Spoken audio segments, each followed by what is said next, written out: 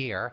And well, next year I'm gonna be back on air because it's been so fun talking to you guys about so much books, so much movies, and so much. Well, actually, I meant so many books, so many movies. When you're very excited to be with someone, sometimes your grammar can be a little off. But I wanted to talk to you about how for the next year, I'm going to be doing things a little bit differently and yet the same at the same time. So over the years, I've read maybe I'd say 200 books and watched 200 movies. I don't know, but either way. Over time, it can get hard to talk about so many books and so many movies each episode. So I'm running a little low on material, but so I thought there are other things that I wanted to talk about on this show as well, like video games and TV shows primarily. And between you and me, or between the world and me, I'm more of a cartoonist than a big TV show fan. Like I just don't have the time to watch many TV shows that are 40 minutes long in depth. There are some like Stranger Things and Prison Break that those are the exceptions, and I'll certainly be talking about those. But yeah, you'll mostly hear cartoons from movies, and also for video games, even though I've been devoted to books and movies these past several years, I do still love certain video games. Just to tell you the truth, I'm not a big fan of video games that don't have a strong story. And so you can all immediately say I don't like Call of Duty. I just kind of suck at it. I feel like I hate the controls, and anyone who's played it by now will be able to beat me. But anyway, for next season, the first segment is going to be me talking about, well, the things that I've always talked about during the first segment, how my days have gone, how I hope your day has gone, and there was commentary about the strike last year, and there was commentary about the strike a few weeks ago, and if anything interesting comes up, I'll be talking about that, and also stuff book and movie related. For the second segment, I'll be talking about some books, maybe not, and I haven't decided yet if I'm going to keep doing categories or if I'm going to be talking about the books that I've read so far this week, because I can still be a chatterbox even with 2 or 3 books at my disposal, and there could even be one that I read several months or years back, as well as a video game or a video game series, depends on how much time we have. And for the third segment, I'll be talking about movies and a TV show of some sort. So yeah, being on Weldon Witness these past 4 months, was it? Yeah, September, October, November. I'm terrible at math, but sometimes I have to be 100% sure.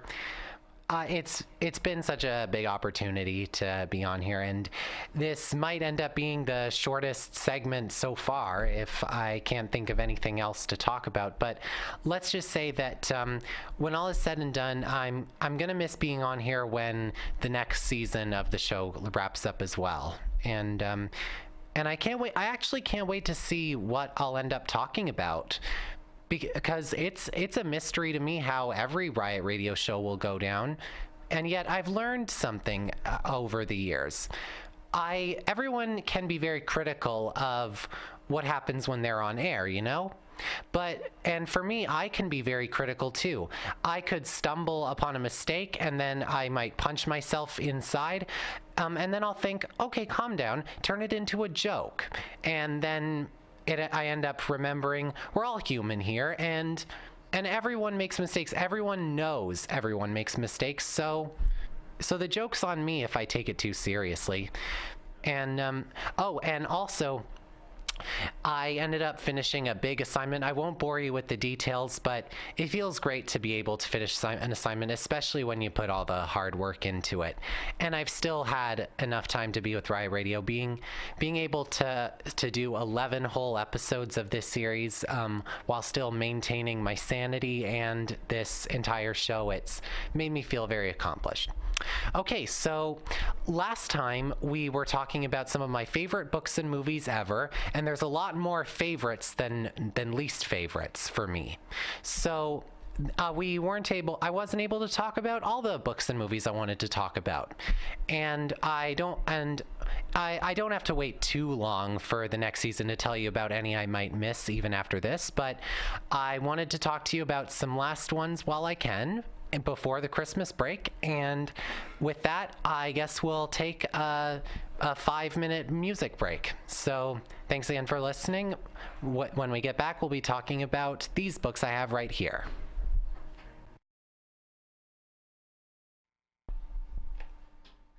And we're back, and obviously talking about books. And I guess like yesterday, and I mean like last week and the week before, God, I have to work on my scripting in my head.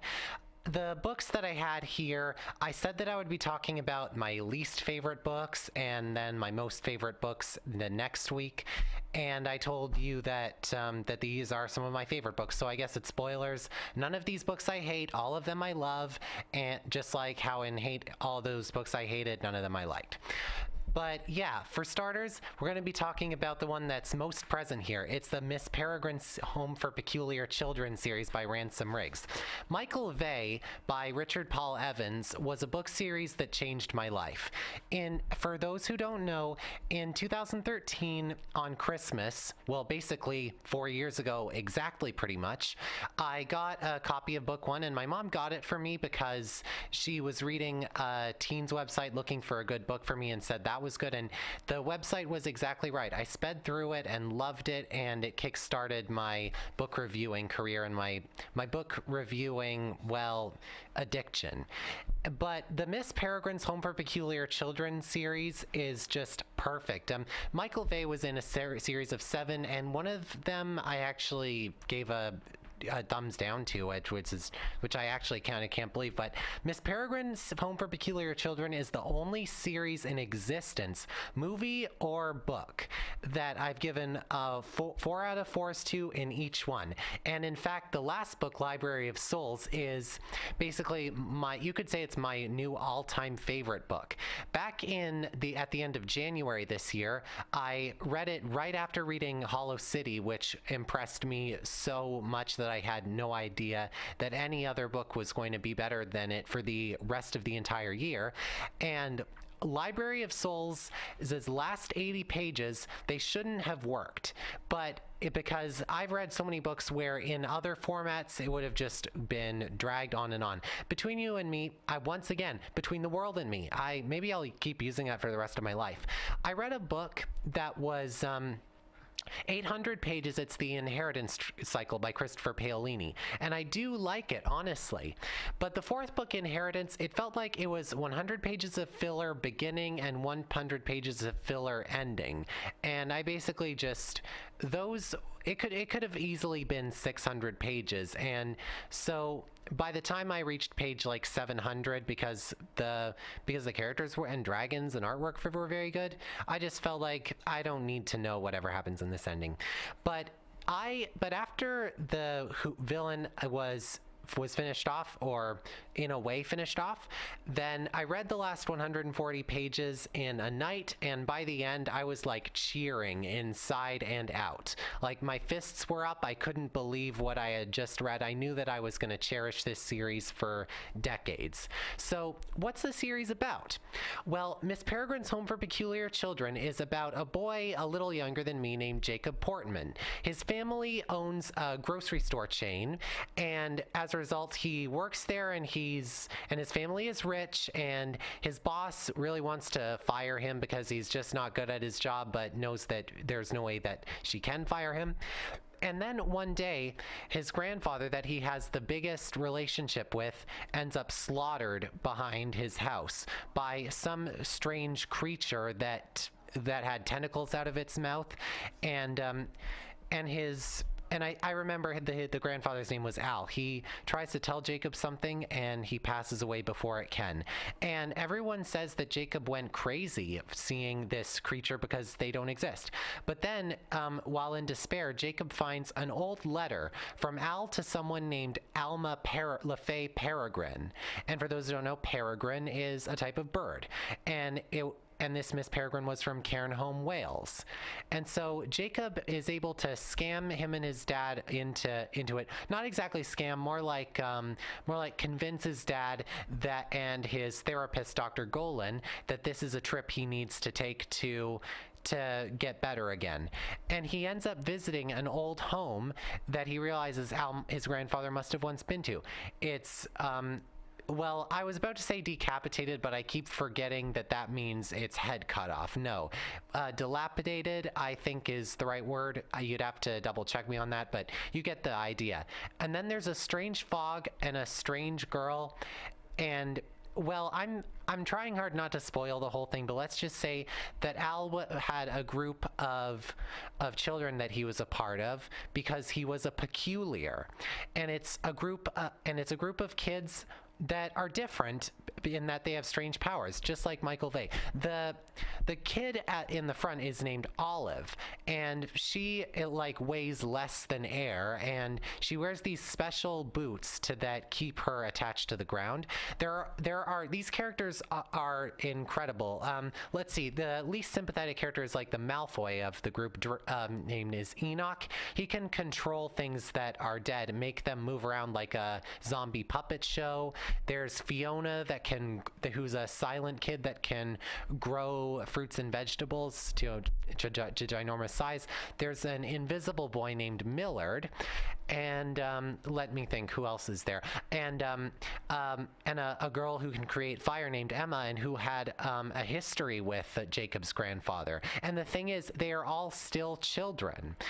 And let's just say that a book situated in this kind of boarding house, it could have gone wrong because there's only so much of being in the house that I can take, especially after a huge opening scene of Jacob's grandfather getting slaughtered. But you see, strange things were happening all across Cairnholm. Jacob was trying to keep what he was doing a secret, and I cared about him keeping this secret because, well, I think everyone has gone through something in their life where maybe not they haven't seen a monster, but they feel very strongly about something, but everyone else thinks they're insane.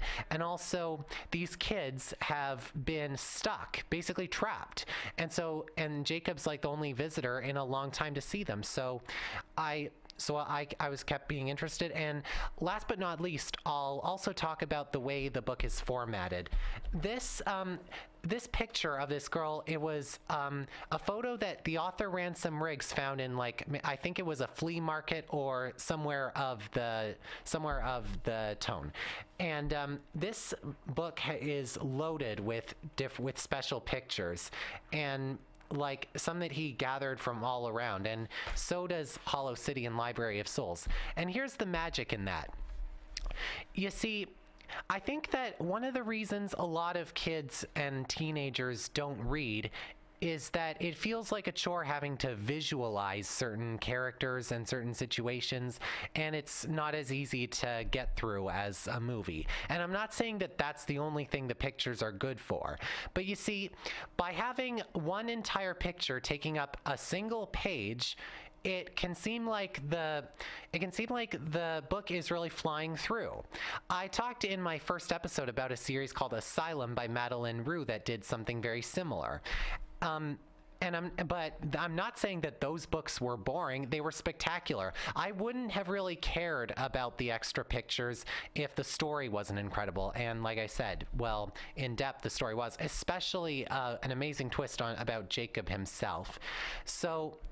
And I should get to the others as long as we have, so that we have time to talk about the others. But let's just say Hollow City is outside of the house, and it's kind of like a fugitive story. And there were so many situations where I felt, oh my God, there's going to be something that I'll think about that I'll say, nope, that I wish that Ransom Riggs didn't include that. There's even a time where Jacob decides to throw his cell phone away because it's useless at the moment. I won't spoil why, but then he realizes it's something that was close to home, so he goes to retrieve it. I know that sounds like a lame detail, but let's just say that I don't really understand people who throw away certain things, and Jacob understood that it could be useful later, and it reminded him of home. I just wouldn't. I just would have done exactly what he did. And like I said, just Library of Souls' ending is incredible. It made me cheer. So next we're going to be talking about a book that I wanted to talk about yesterday, but I didn't have the time to talk about these three books as well as this one. It's called Seizure by Kathy Rakes and her son Brendan Rakes, who actually just released a book. I forget what the cover is and I forget what it was called, but anyway, Kathy Rakes is the author of the Temperance Brennan series, and that book series was the inspiration for the TV show Bones. This is the second book in a series called Virals. It goes from Virals to Seizure to Code to to Exposure to Terminal, and it's about a group of kids named Tori, whose last name is Brennan, hint hint, and three boys that she hangs out with. Ben, Hi, and Shelton, like literally. Hi's name is like Hi, short for Hiram, and it took a little while to get used to. But these guys are basically like the Ninja Turtles of strange superpowers. Like you could say that Tori is Leonardo, the leader of the group, because she really is. Comes up with all these incredible ideas. Ben, you could say Ben is Raphael because he's like the oldest and he's the most buff. Hi is the Joker, so he's obviously Mikey, and Shelton is the very smart kid who's Don, and he wears glasses as well, so you can't go wrong with that.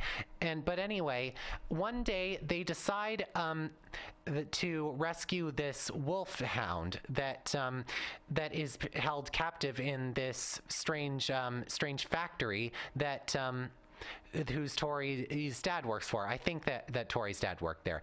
But anyway, also Tori has a father named Kit, and she never met this father of hers until her mother died. It's been a while since I've read this series. I read it back when I was in like high school, so I'm catching up with myself. But anyway, then it turns out that this wolfhound had carried this disease that was contagious to humans, and while Tori and her friends are very sick for a while, eventually they end up being able to heighten their senses. Like for instance, snap is what it means by them transforming, and snup means them turning back.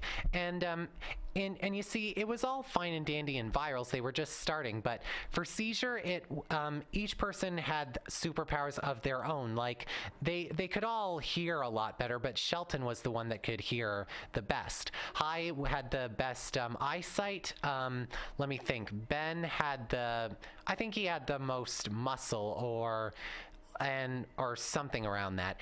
And Tori had the best sense of smell. Kind of suitable since she's the one who's most attached to the wolfhound as ever. And a Seizure, I'll basically get to the plot quickly so that I can talk about these two books. It's about them being in danger of them not being able to be with each other anymore because Kit's factory, which employs everyone in Charleston, has gone out of business. So Tori decides to go after the treasure of Bonny, an old pirate who, she apparently died in prison, I'm pretty sure, and her treasure has been long lost, and yeah, with the Virals being able to uncover an old treasure, and with all these people after her, and the stakes here, as well as the superpowers, they all kept me intrigued. And by the end, I was cheering in a similar way to Library of Souls. So this next book, I actually just finished yesterday. And is it like a 4 out of 4? I don't think so. I'm still deciding. But this is called The Love Interest by Cale Dietrich. I basically started this book on daring myself because I wasn't sure if I would love it or hate it. And well, of course, I don't know if I'll love or hate a book until I open it. But the love interest story was basically about how about these two boys, Caden and Dylan, and they're called love interests. They're situated in a contemporary secret organization that sells information via spying, and it has a similar sort of concept to the Nasty Cherub books about kids being more trustworthy. It talks about how love interests have to try to fall in to get someone else who might be important later on to fall in love with them, so that their love can tell their husband or wife anything, and then information can be relayed to someone else. It does sound like logical to me, but cruel. You'd basically be throwing away someone's entire life and getting someone to fall in love with someone who's lying to you. But anyway, Caden and Dill are chosen, and Caden is called a nice, and Dylan is called a bad, and they have to act this way. And Caden was nice to begin with, but Dylan also seems kind of like a nice too, just he's not dressed the same way, and he's not 100% nice. They're after a girl named Juliet, who is amazing at science. And let me tell you the reason that I'm mentioning it right now. I bet you're probably not going to be able to guess this looking at the cover, but the last sentence in the description is, what the boys don't expect, because actually, one thing I almost forgot. The person who doesn't get to fall in love with Juliet has to die. Don't ask me why. You'll have to find out why when you start it. What the boys don't expect are feelings that are outside of their training, feelings that could kill them both. Now, anyone who knows me knows that I'm a sucker for an LGBT romance, and I had just read another book that kind of overdid that, and I wasn't sure if I wanted to start this book, and I felt like I wanted a break from some LGBT stuff, but I still tried it, and I was in a reading slump going into the love interest, and I ended it wanting to read something else immediately, in a good way, because it got me hooked again. The end can be a little bit rushed, and there are a few things that feel a bit easy, but still, it's very cute, and I feel like these characters are more forgiving than they could be. And even though it might be a bit unrealistic that Caden and Dill see friends in each other, despite the fact they're competing for each other's lives, I found it to be a well-executed and cute idea. And the last book we're going to be talking about for this season is Witchlanders by Lena Coakley.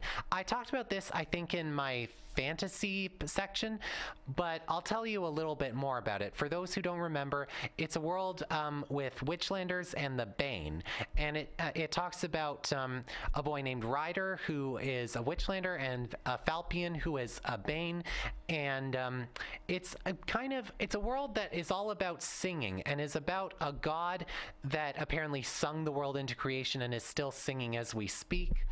I'll tell you why I ended up loving it so much that I have to talk about it again. It's a standalone at 400 pages, but I just really wish that there could have been a sequel. I remember when I was in grade 10 and Lena Coakley visited our school, she said that a lot of people wanted the same thing, but she decided to let them think about it for themselves. And, well, I tried it out and she got the job done. I was reading a different book and at the same time, and I think that I read the first 100 pages in a single bus ride to Montreal, maybe even more because Montreal was a long way away. And usually farming and snowy mountains and chamber pots and let me think and special bones, like they are fantasy elements that usually don't work in books that I read. Like, they're good elements on their own, but they're usually executed badly, in my opinion, for other books. But every detail was terrific, and in fact, during my second viewing, there was something that I didn't catch the first time, a big squiggle of line. And I kept wondering, what would a squiggle of line represent in a big fantastical cavern? And then the solution was, it's how a word or a song sounds in waves.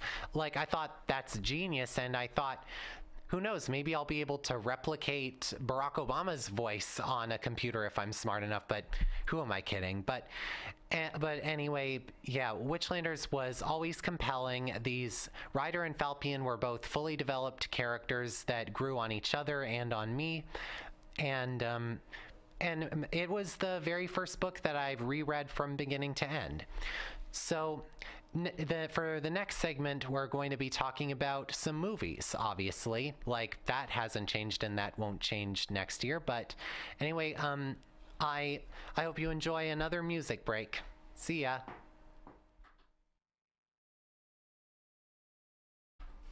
Okay, so we're back.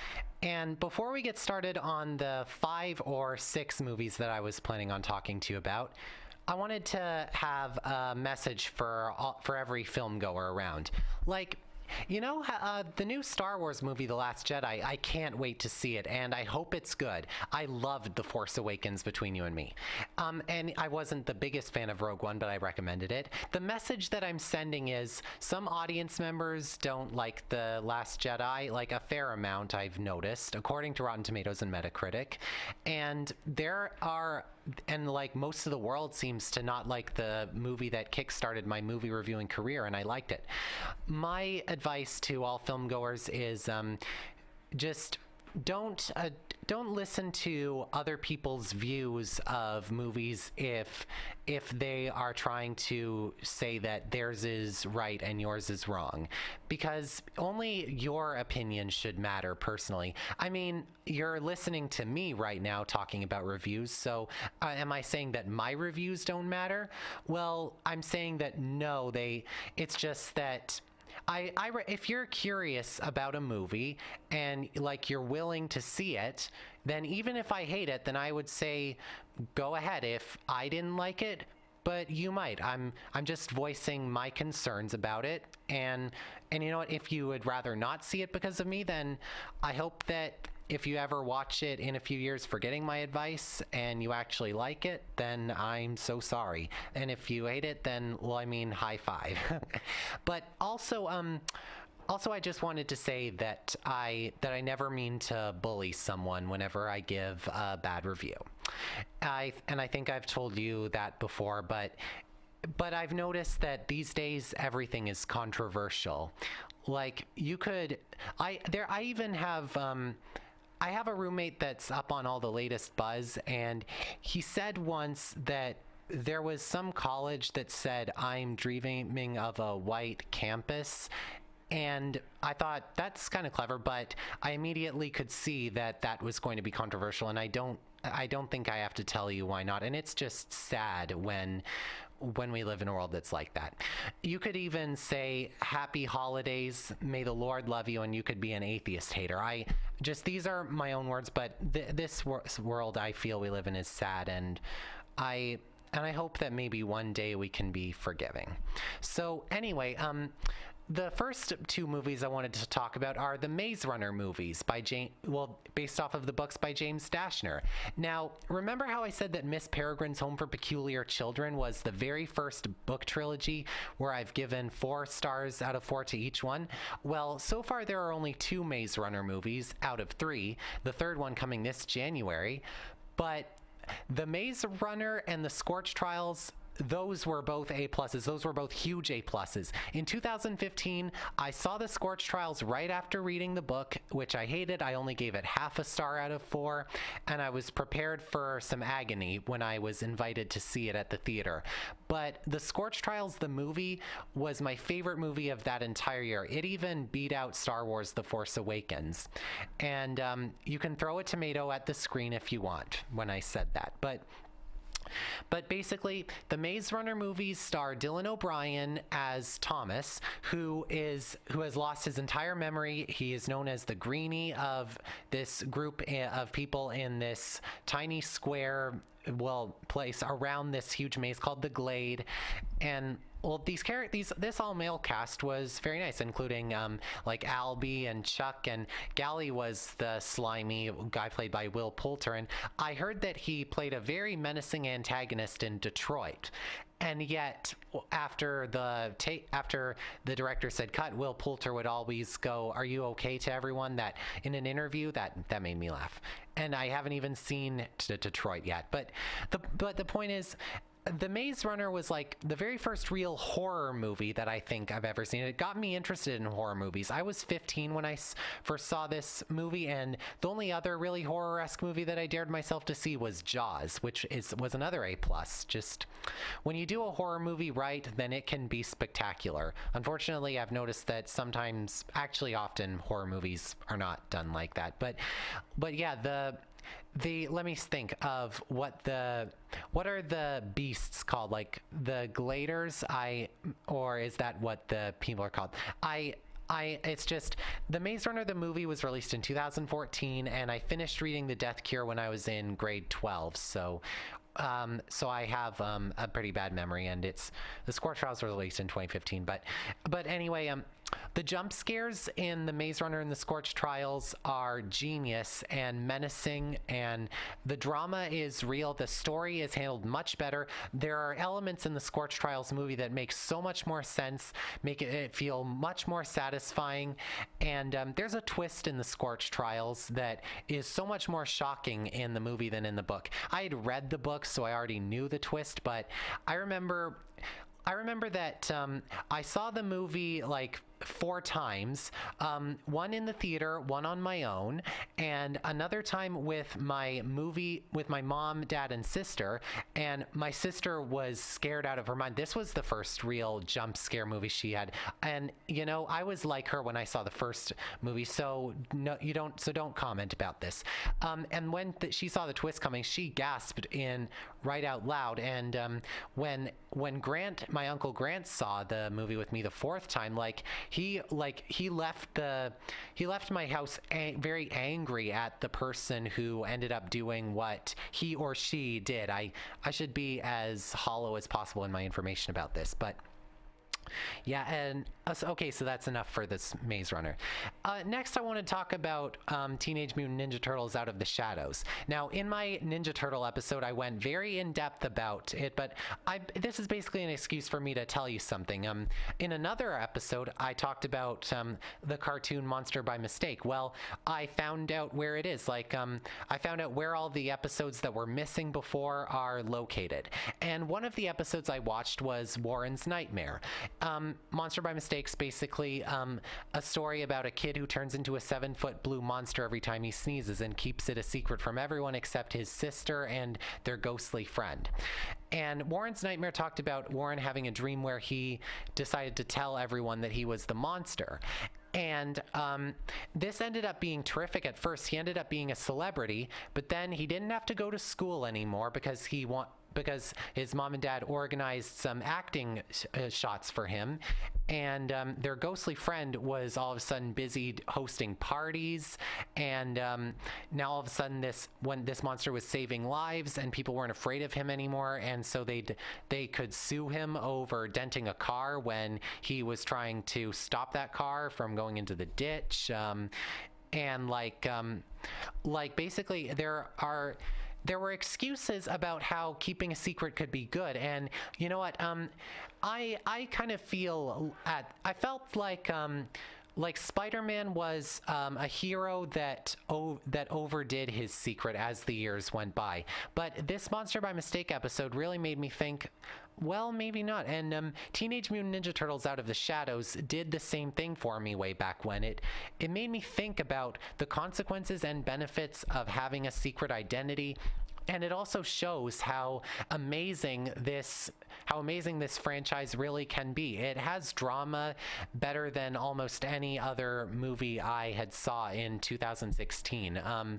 It was maybe even right next to Captain America: Civil War in terms of the drama and good messages, while still retaining that cartoony dialogue and and as well as amazing let me think, motion capture for the turtles, even better than the first one. In the first one they were a little in your face, but in the second one they're a lot more fun to look at and a lot more impressive, and it stays colorful and great characters. I feel like Stephen Amell as Casey Jones, he was a very underrated casting choice. He did his job perfectly, and I talked also about Bebop and Rocksteady, about how they can be a little loud and in your face like the turtles from the first movie, but then you actually grow to really like them. They're very hilarious antagonists, and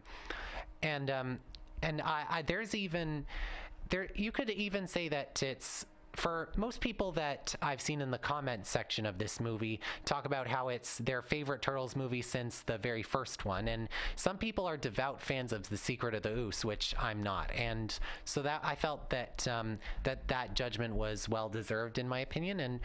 And it also just, it angers me that they haven't greenlit a third one yet. I was going to say they aren't making a third one, but you know what? I have to stay positive.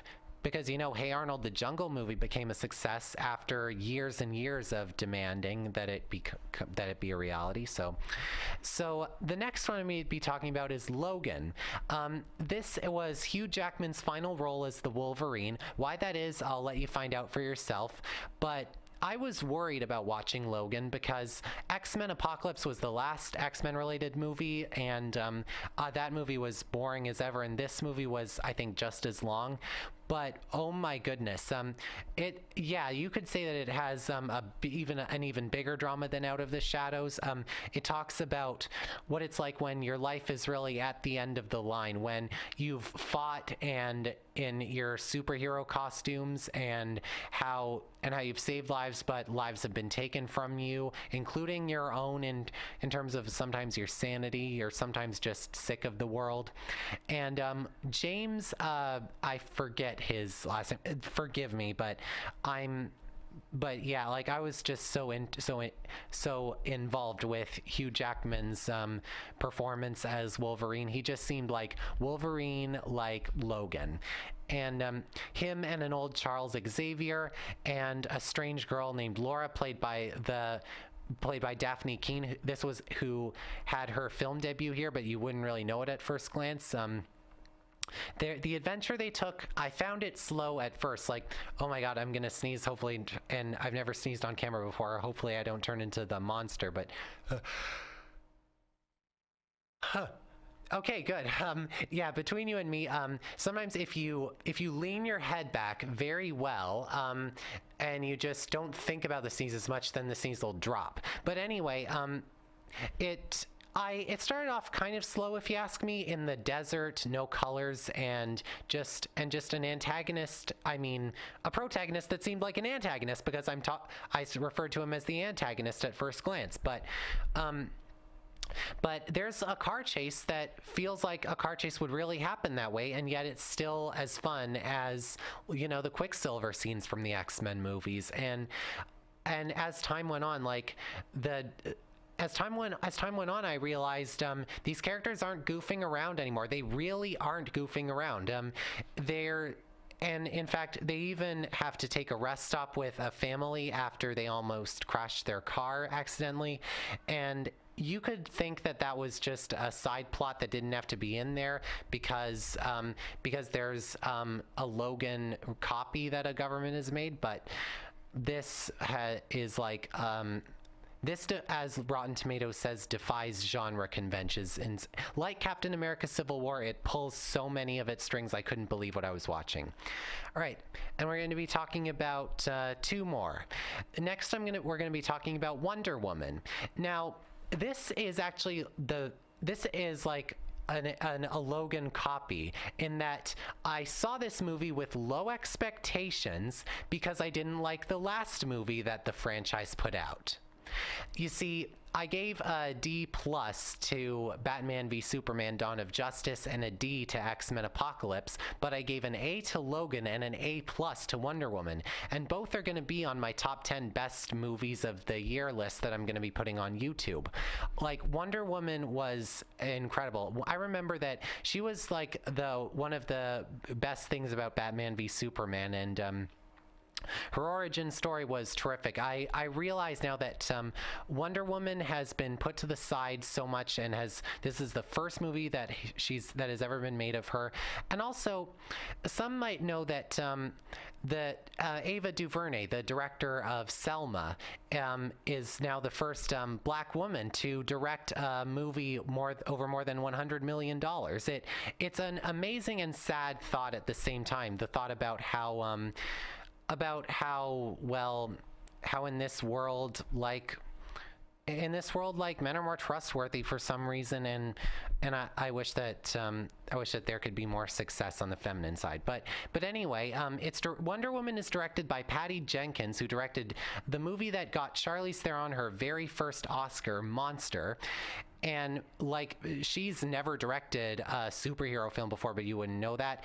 And like, Wonder Woman takes place in the First World War, and she's on the search for like this god named Ares, because she feels like once Ares is killed, then the war will end.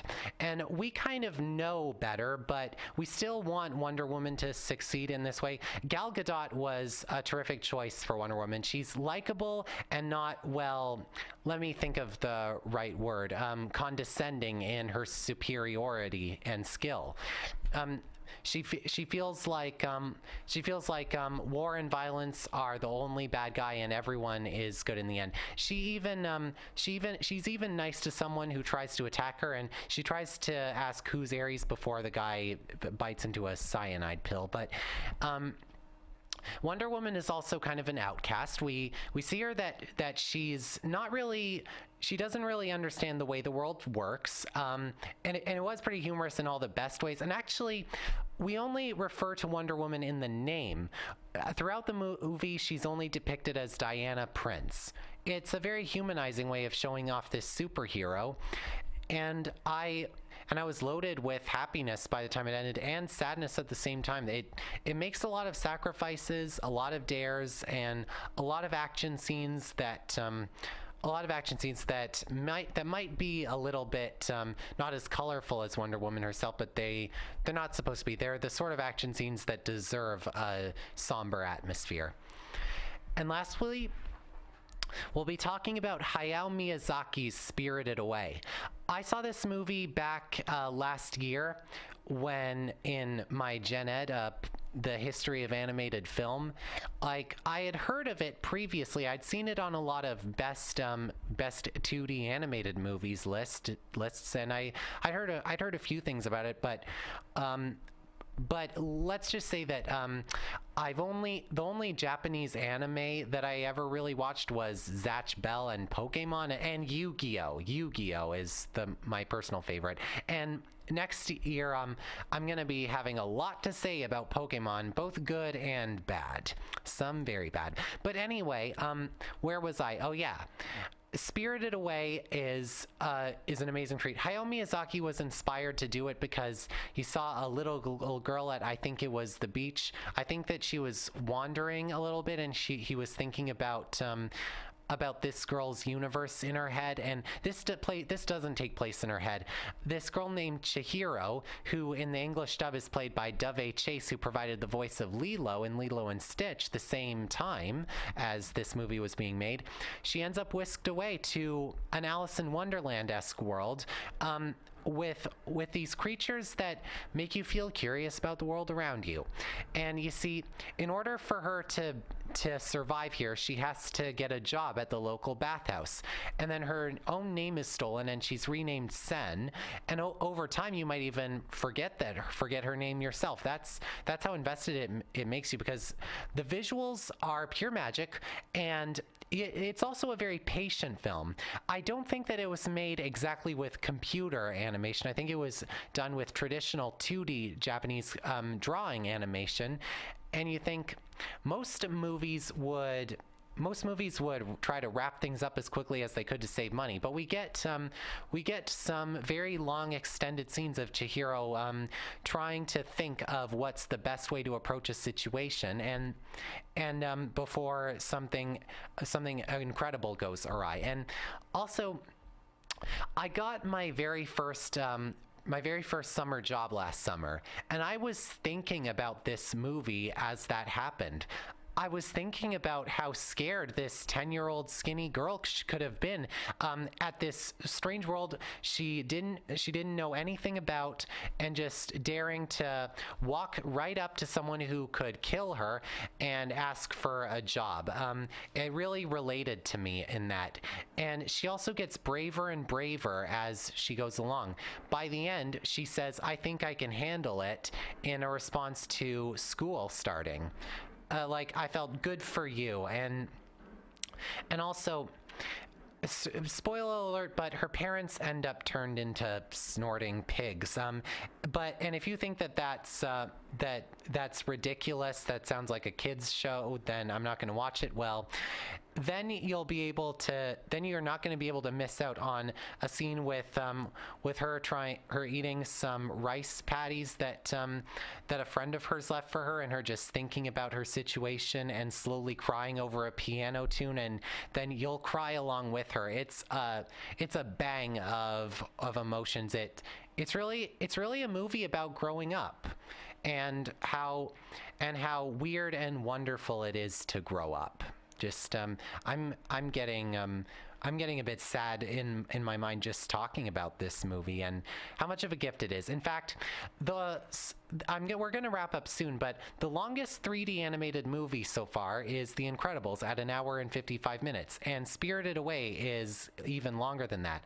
I don't know if The Tale of Princess Mononoke or Spirited Away is longer, but it doesn't matter. Like, Spirited Away is incredible. And come to think of it, did I ever talk about Spirited Away on this show? Maybe I did, considering how normal it is me talking about it.